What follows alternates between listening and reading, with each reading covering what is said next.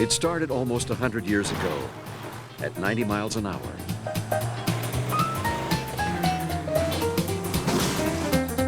The beginning of America's love affair with the car.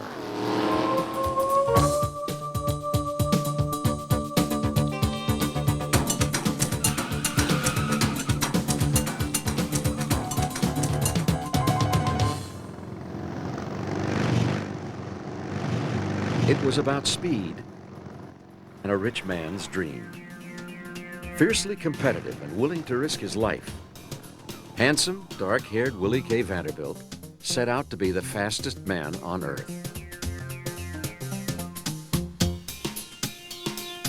Willie K. was easily the most ardent automobilist of the turn of the century.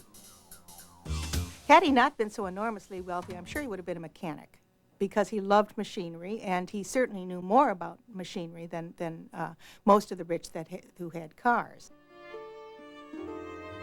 When Vanderbilt began his love affair, only the rich could afford these newfangled machines. Most didn't care how they worked. They simply collected them like toys, and could well afford to. It was an era of incredible wealth.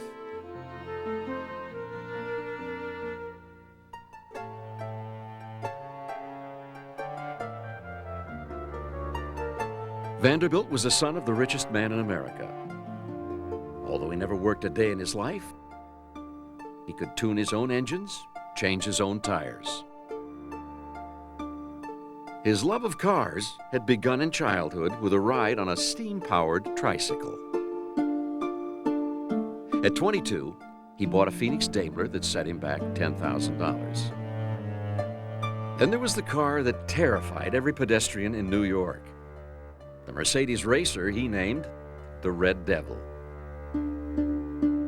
Vanderbilt scandalized upper-class New York with his adventures in automobiles, frequent accidents, races in city streets, drunken escapades with young ladies in the back of the car. He just wanted to drive and to race and to challenge anything that was challengeable. Once he even took on his own railroad, the New York Central. Driving 60 miles an hour, he ran neck and neck with the train from Newport to Boston. He would have won if he hadn't been stopped for speeding. In 1904, at Ormond Beach, Florida, driving a Mercedes, he set a new land speed record of 92 miles per hour, proving once and for all that Willie K. Vanderbilt was the fastest man on Earth. Interestingly, the man he beat was someone who very much wanted to win, not like Willie K. for the sport of it, but for its commercial aspects, because he was determined to become an automobile manufacturer. That man's name was Henry Ford. While Vanderbilt was breaking records in foreign-built cars, the typical American car was just a buggy with a motor strapped on it. Vanderbilt set out to change all that. The big, powerful, sophisticated cars were being made in Europe, not in this country. And Willie K. wanted to do something about this. So he inaugurated the first serious international motor contest in this country. With typical modesty, he called the race the Vanderbilt Cup. The first prize, a trophy designed by Tiffany's, and $20,000 cash. The 300-mile race was held on Long Island, just outside New York City. The spectacle is one of speed, power, and wealth, often attracting crowds estimated as large as 350,000, 400,000. They were probably the largest audiences ever attracted for an American sporting event. It was a spectacular event. Nobody in this country had seen the likes of sophisticated automobile racers who came from overseas to do it. So they stormed onto the track just to get a better look at the racers. They didn't realize how dangerous it could be. Willie K. had to call off the race because he was afraid another of the cars coming toward the finish line might hurt somebody. Every year, the crowds grew larger and more rowdy. The race became a day for hard drinking and hard driving, and claimed more than its share of casualties. A Vanderbilt Cup racer was a raw machine. Overpowered and underbraked, it was an accident waiting to happen. The cars rode so rough that drivers were beaten black and blue and lost 7 to 8 pounds in the course of one race. Cutthroat, they thought nothing of throwing wrenches or a handful of bolts to slow down the competition. In 1908, after 3 years of racing, the American car finally came into its own. George Robertson beat all comers in a locomobile made in Bridgeport, Connecticut. Willie Kay had proved the American automobile the equal of any in the world. The results, he said, far surpassed anything I had anticipated. Willie Kay planted the seeds of the automobile in this country, not only by introducing the very rich to the automobile, but introducing it to the larger populace as well. America was now ready to give the Europeans a run for their money. Maxwell, Rambler, Pierce Arrow, Locomobile, and Packard all beefed up their engines to compete. Every mechanic who ever tinkered with an engine seemed to be going into the car business. Along with Henry Ford, there were the Dodge brothers, Louis Chevrolet, and Henry Leland of Cadillac. In the next 15 years, over 3,000 people would try automobile manufacturing. And across America, it seemed like every small town had someone crazy about cars. Even a farming community like Oregon, Illinois. Here, E.D. Etnier decided to get into the business of making cars.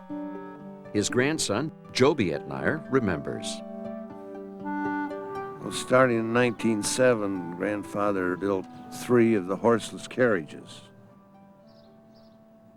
And then they built a dozen of what was known as a touring car. These old Etniers had a 4th gear in them.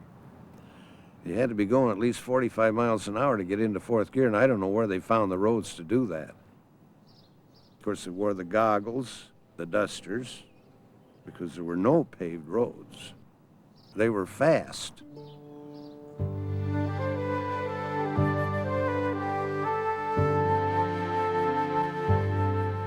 As a small town, Oregon's life was much like many of the other small towns in the U.S.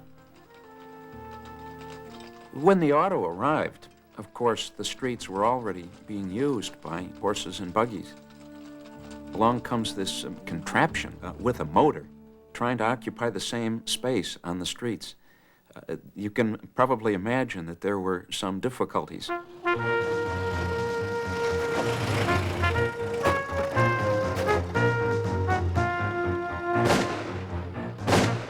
Farmer Marvin Jacobs remembers his family's first encounters with these devil wagons.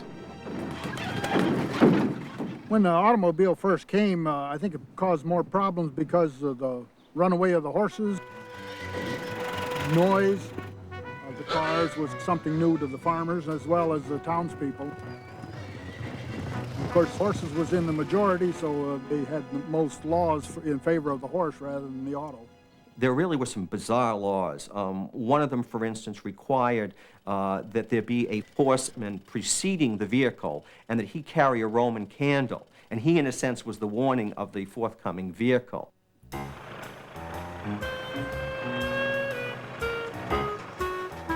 One of my favorites was if an automobile scared the horse and carriage.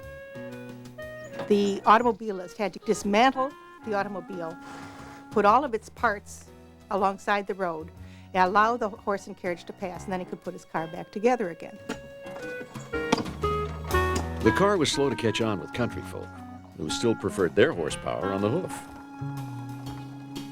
There were laws against driving on the Sabbath, laws against using a car in a funeral procession, laws against motoring into town without phoning ahead. Old Dobbin was certainly cheaper. He never ran out of gas, and he could always find his own way home. The roads back then were very bad. In the summertime, they were either muddy or dusty, and in the wintertime, they were either frozen rough or else they were packed full of snow. So it was very seldom whether you could say the roads were good in those days. Farmers began to see opportunity in the motorist's misfortune, as Russell Poole recalls. In the spring, there was a bad spot on the road. A neighbor of ours kept his team of horses all ready, and someone would come along, he'd pull them out. An uncle of mine got stuck there one time, and he charged him $5 to pull him out. He was quite put out about that. People who were living in rural America really had to be convinced of the fact the automobile would be an advantage. In particular, they had to be convinced that it had some advantages over horse-drawn vehicles, or just over the horse itself. And so what needed to be proven was that the vehicle was reliable, could be counted on to function when you wanted it to function, with a minimum number of repairs. That was a tall order. Auto manufacturing remained a risky proposition for some time. In the town of Oregon, E.D. Etnier, who had dreamt Detroit-sized dreams, went bust after making only 15 cars. To prove that American cars were practical machines, rugged enough to handle rough country roads, a rich Bostonian named Charles Glidden organized the first reliability run, an endurance test called the Glidden Tour. In 1905, thousands gathered on the sidewalks of New York as the 33 contestants cranked up for an almost 900-mile tour from Fifth Avenue to the White Mountains of New Hampshire and back. The driver with the fewest repairs would win. It was automotive history in the making. On the starting line, J.D. Maxwell in his 8-horsepower Maxwell Runabout. Ransom Eli Olds, the inventor of the Mary Oldsmobile, and Percy Pierce in his elegant Pierce Great Arrow. For the next 8 days, the drivers negotiated rough roads, crossed streams, and climbed mountains that would give even cars of today a hard time. Scaling New Hampshire's Mount Washington was the ultimate challenge. An 8-mile, gear-crunching, radiator-busting climb to the clouds.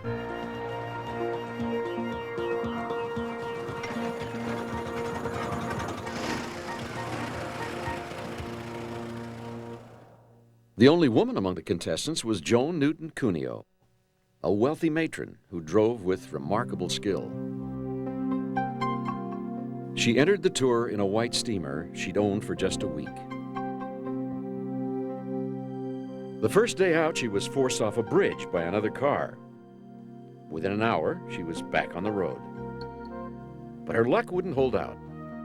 Engine trouble would dog her for the rest of the tour.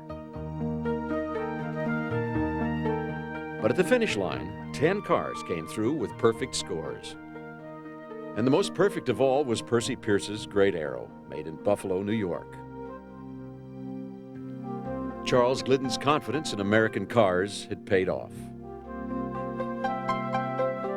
At the back of the pack, Joan Cuneo finally limped in.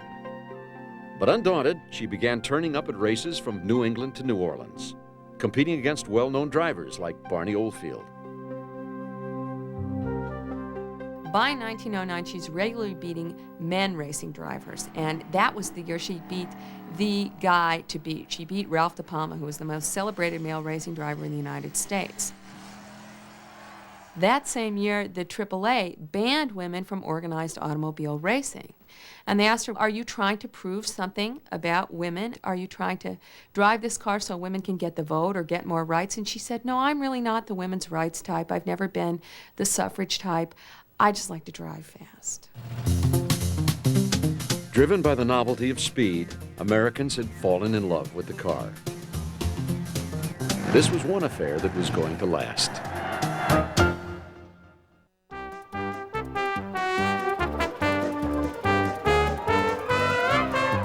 By 1909, the car was becoming a familiar sight.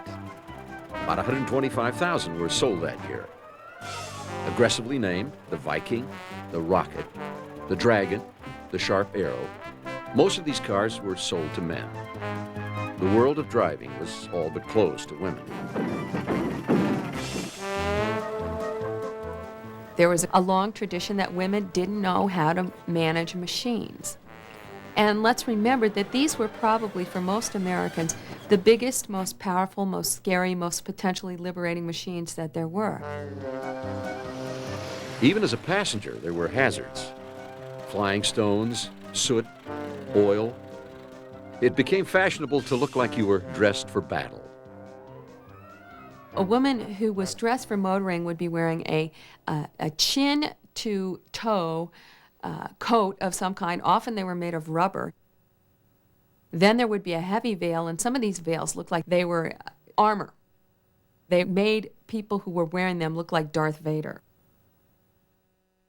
Colonel Albert Pope, a bicycle manufacturer, saw a future in making cars that even a lady could handle.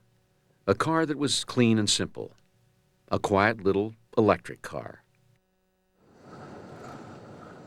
Powered by rechargeable batteries, the electric car would start with a press of a button. With no cranks to turn, without any gears to shift, they were easy to maneuver, as Murtis McKee remembers. The electric cars didn't go very fast. About as fast as you could walk, I guess. Bessie Baker and Mrs. Finch rode uptown in this car every Saturday night and took in the music, and then I guess they rode home again. And they drove on the sidewalk.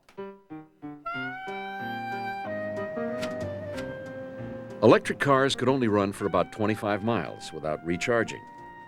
So women had to stay close to home, which is, after all, where most men wanted them. In 1909, a 22-year-old housewife named Alice Ramsey would thumb her nose at tradition and set out to do what no woman and few men had ever attempted: drive 3,800 miles across the United States, when most roads were only wagon trails. Alice Ramsey was still driving at the age of 89. These young people think that they get a little smarty cat, you know, and they sneak in because they think it'll frighten somebody. Well, that's not my idea of good driving. They may be fast, but sooner or later they're going to catch it.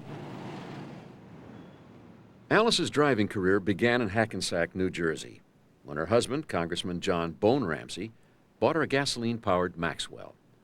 Her son, the Reverend John Ramsey, remembers the story. My father didn't like cars except to ride in them. He always used to say, "How do you stop this contraption?" But Mother had learned to handle a car, apparently, in 2 lessons, which was a bit surprising to everybody, I think, including her. Within months, Alice was racing. She even beat Joan Cuneo in 2 long-distance events. She took manual training in school at a time when mostly boys did it. When she was a girl, it was quite unusual. She ate it up. And I think if she hadn't had that early experience and assurance, she would never set out on that trip. She was a natural, a rare combination of elegance, moxie, and mechanical skill. Alice soon caught the attention of the Maxwell Motor Car Company. Maxwell people came to her and said, "We've never seen a woman handle a car as effectively as you do. Would you be interested, in the interest of selling Maxwell cars, to drive one for us across the continent?" She was quite excited at the thought of doing such a thing. In her journal, Alice would write, "I was flabbergasted by the proposition. This was a challenge. I broached the subject with my husband. He said, 'Well, if Nettie and Maggie want to go with you, I'm willing.'" The chaperones were my father's 2 sisters, Maggie, Nettie, and a young friend, Hermione Johns. Nettie and Maggie were so remote from anything to do with any machinery or anything. They never did any housework. Nettie never did any work of any sort in her life. I'm sure it was a humorous trip. So Aunt Nettie, sitting erect, in command of the situation, you'd have thought she was driving, but she wasn't.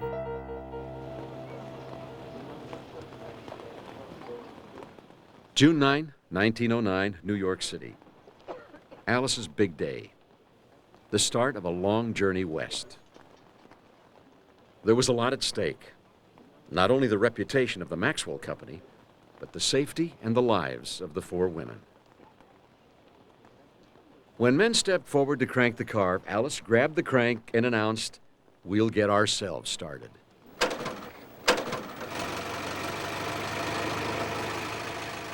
With chains on the back wheels for traction, they clanked up Broadway. Of the 4, Alice was the only one who knew how to drive.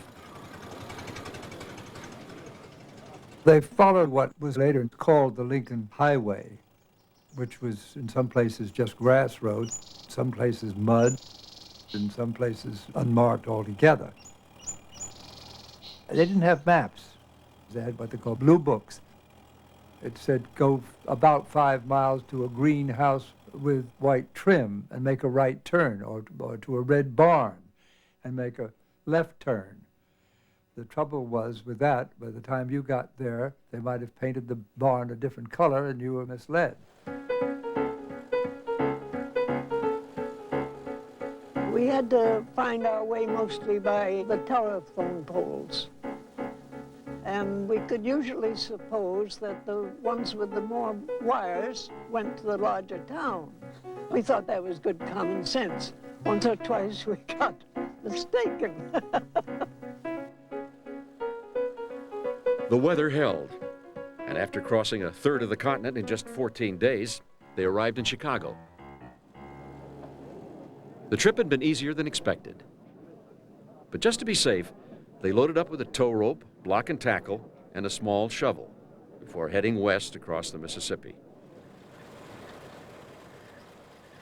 They had been warned about Iowa.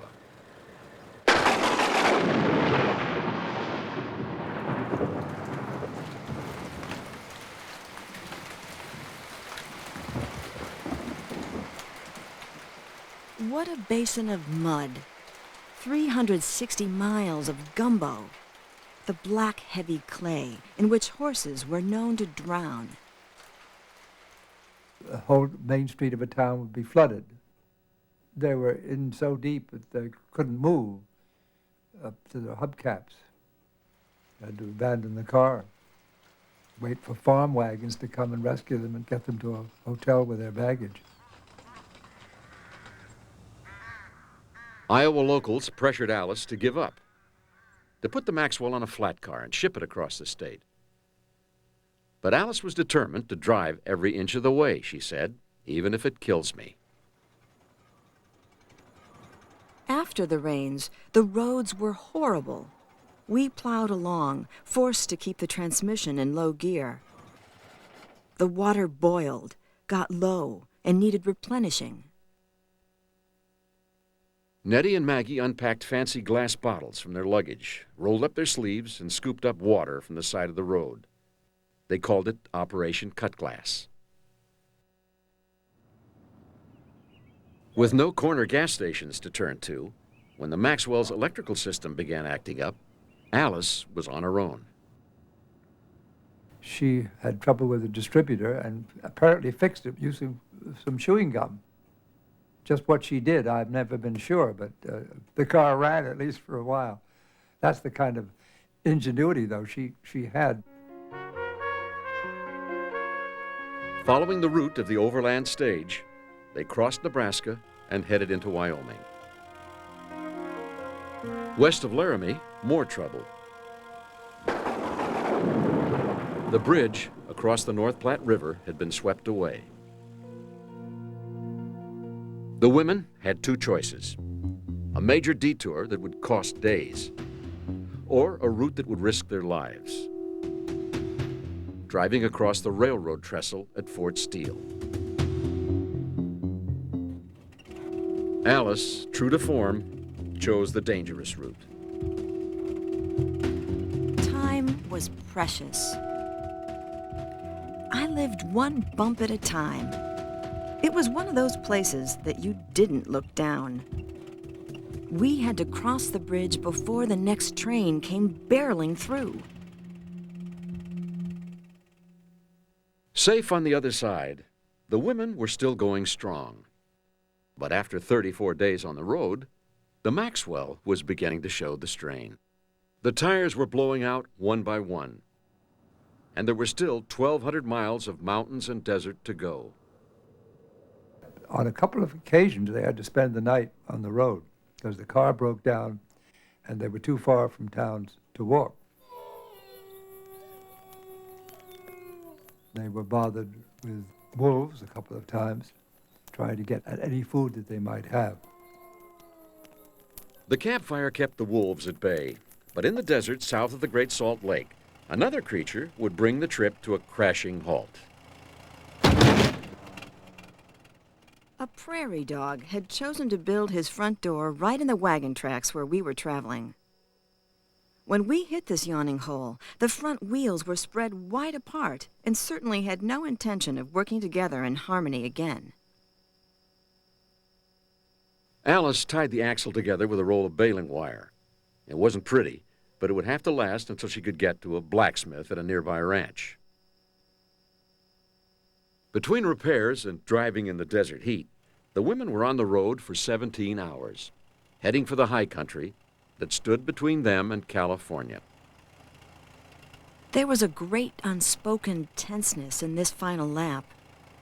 The Sierra Range confronted us with sudden steepness. As we started to climb the crest, the carburetor was feeling the altitude, but the engine kept on pulling. 59 days after leaving New York, a triumphant Alice Ramsey pulled into San Francisco.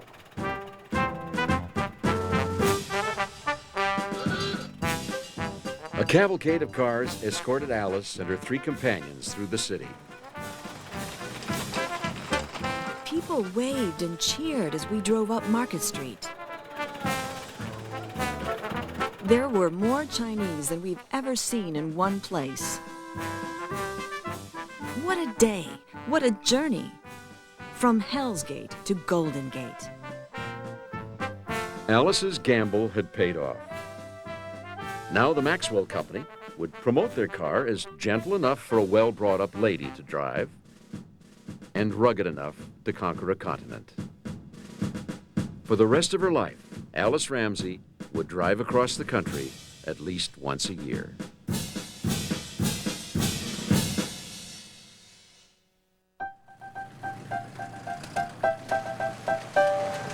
The Model T, high, narrow, and downright homely. Part of the American family.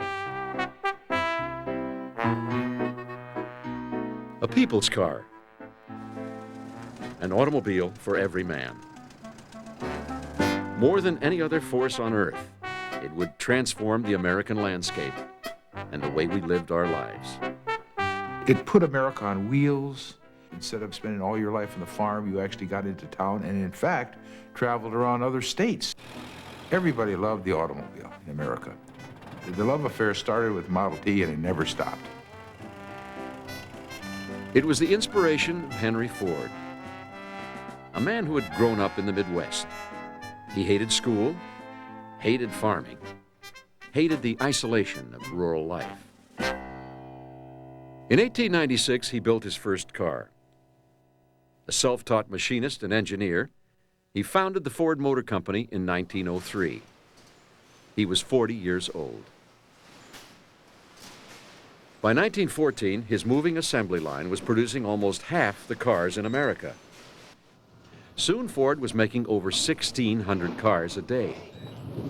The price? Only $490. You could buy about 4 or 5 Model Ts for the price of a Packard. Packard probably cost as much as a farm.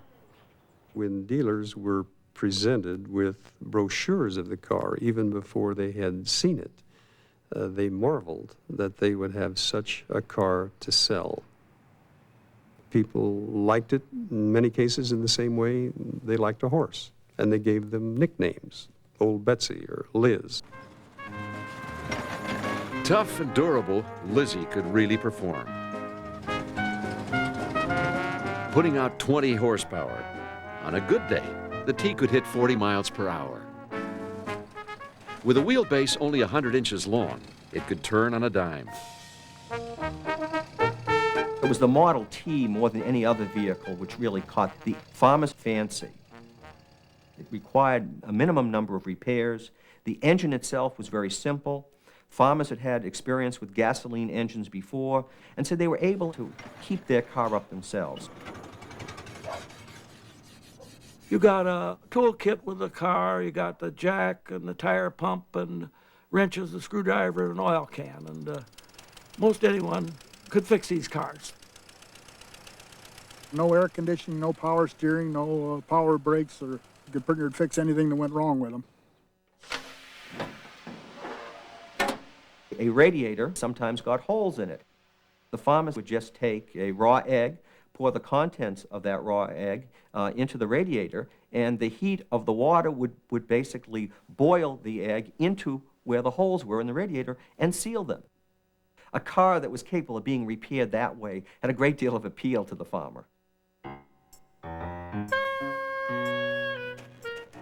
The Model T was easy to keep running, but not always easy to start. There was a real process to get a car started in the wintertime. And it was mostly due to the oil in them that was so heavy. They used 40 and 50 grade weight oil. One time, one of the neighbors couldn't get it started, so he took the oil in the house and he put it in the oven, and I don't know whether he forgot or got warm too quick or what, it exploded and burned the house down, and they had to build a new house. So I think everybody learned from that to take it out fast. Back in the 1900s, in rural America, life was often hard and lonely. In places like Oregon, Illinois, the car would prove a godsend. When I was young, we went with horse and buggy. It would take the better part of a half a day to go and do your shopping. I remember going many times with my mother into town, but we didn't go that often because it was different. People who'd scarce dreamed of an auto just 5 years before were now discovering how the car would change their lives.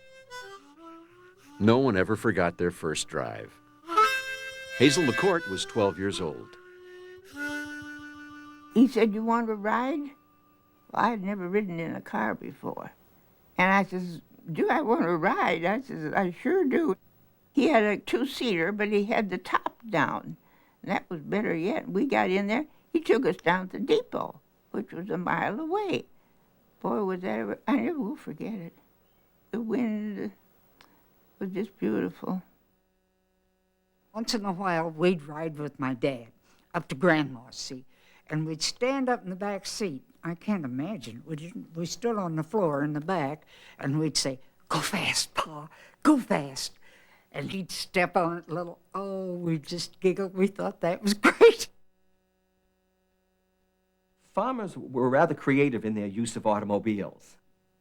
They did not see them as purely means of passenger conveyance. And as a result of that, frequently the cars themselves were modified in various ways. Incredible number of devices were put on the market which used the axle as a means of power to drive some other mechanism. Cars were used to saw wood, grind grain, even run a washing machine.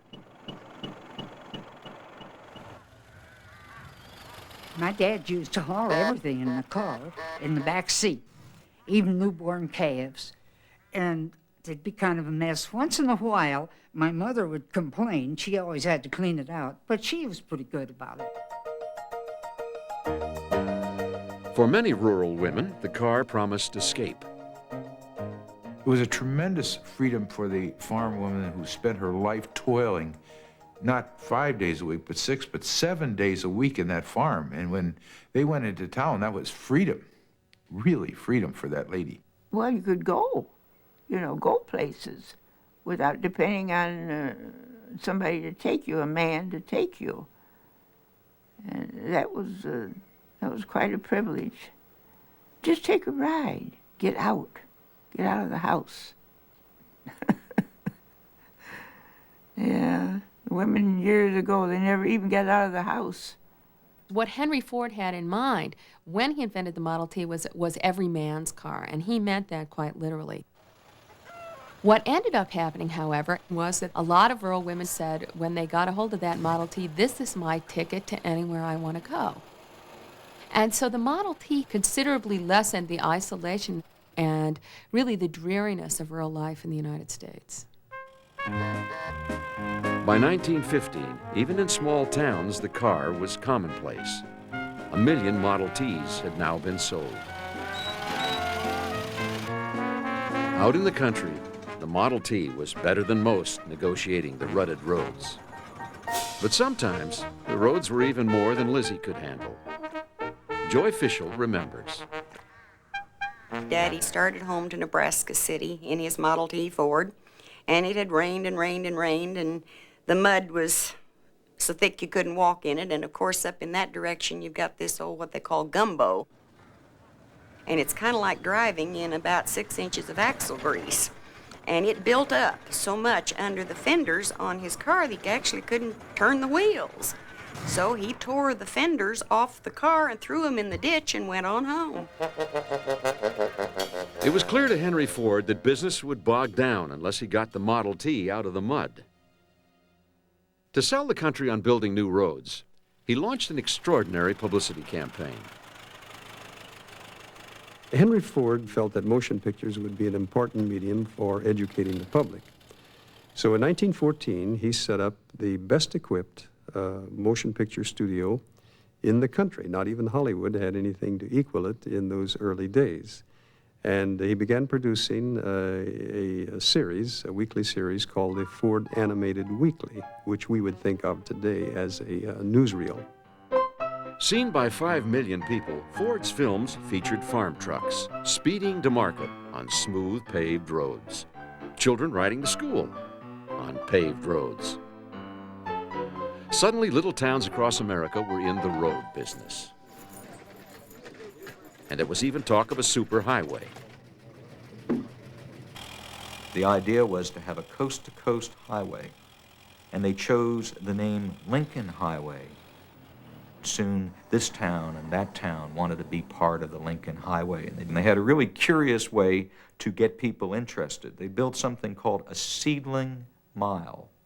They'd plant a little seed by taking a stretch of old, dilapidated, rutted, foul, impassable road, and they'd lay down what was then the prettiest ribbon of highway you've ever seen, a wonderful mile-long strip of concrete. And so the early automobilists would eventually poke their way along and up onto this new ribbon of highway, and suddenly the car came alive, and the 20th century was born, and that addiction to the car was instilled. And the foot went on the accelerator, and the landscape picked up speed in the windshield, and they glided along that seedling mile, but just for a mile, and then back down in the mud, sloshing along to the next town. The nearest seedling mile to Oregon was about 30 miles away. The effect of the Lincoln Highway was exactly as the founders of the Lincoln Highway Association hoped. People went to this section, they then came back and they said, we here in Ogle County, we here in Oregon, ought to begin doing things with the roads as the Lincoln Highway had done. Paved roads had a funny habit of turning up in front of rich men's houses. We had Governor Loudon living here, and there was a Loudon Road because he had that paved with tar all the way out to his house. So when we went for a ride, we went out the Loudon Road. Paving roads was a very expensive process. And so just after World War I, the state highway officials all got together and said, we really want to pave roads, but the federal government's going to have to help us do it. And that was the beginning then of the National Highway Movement. Americans now had more cars than bathtubs. But with our newfound freedom came traffic jams and smog and children running for safety. Everything about our lives was changing. And the changes were so great that it's almost unheard of in American history. There probably is not another invention which has had such a singular impact on the daily life of average citizens. We went on picnics with that first car. My mother'd pack a picnic lunch on Sunday, and we'd go out and drive around, you know. One time we drove clear up to Wisconsin and ate across the line so we could say we'd been in Wisconsin. It created a whole new dimension of life, both for the adults and also for the youth. Of course. Yeah, family life changed quite a lot. The boys would have their cars and they'd go out.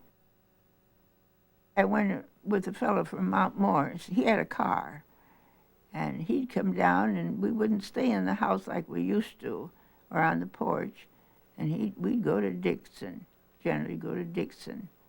That was a big deal. We went to Rockford. It rained real hard while we were up there, so we stayed there all night. And you know, it hadn't even rained hard down here, and I'll tell you, we had a real hard time explaining that to our folks when we got home. And that was a radical change. During the 1920s, a teenager can simply hop into the car and go out at night, go into town to see a movie or to do something else. And you began to see the emergence of a separate teenage world, if you will, that was separate from the world of their parents. The automobile moves courtship off the front porch and into the back seat. And this is something that a lot of ink will be spilled over in the 1920s. Moralists associated with Prohibition, associated with bans on jazz music, also are writing about the automobile as the third leg in the triumvirate of hell. There is dancing and jazz music, there is alcohol, and then there's the automobile. There's always been the rumor that Henry Ford would not build his cars beyond a certain width or provide seats beyond a certain width because of his concern about lovemaking in automobiles. But as some wag once pointed out, given the Model T's 7-foot height, short couples could make love standing up. Ford set out to sell America on wholesome vacations in the great outdoors. In a series of well-publicized excursions, he went camping with his chums, President Warren Harding and Thomas Edison. Americans were fascinated by the elite roughing it in their white shirts and ties. Henry Ford became a folk hero because many people looked at Henry Ford and felt they were just like Ford, except that he had $1 billion and they didn't. As the country's first great tour director, Ford now lured Americans to all the exotic places in the national parks.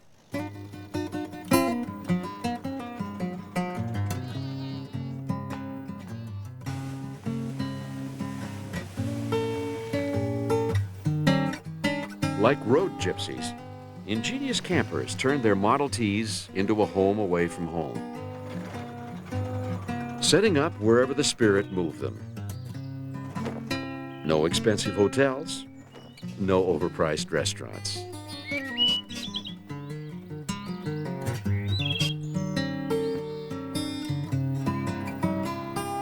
We just never had too much money, so we stayed in a roadside somewhere.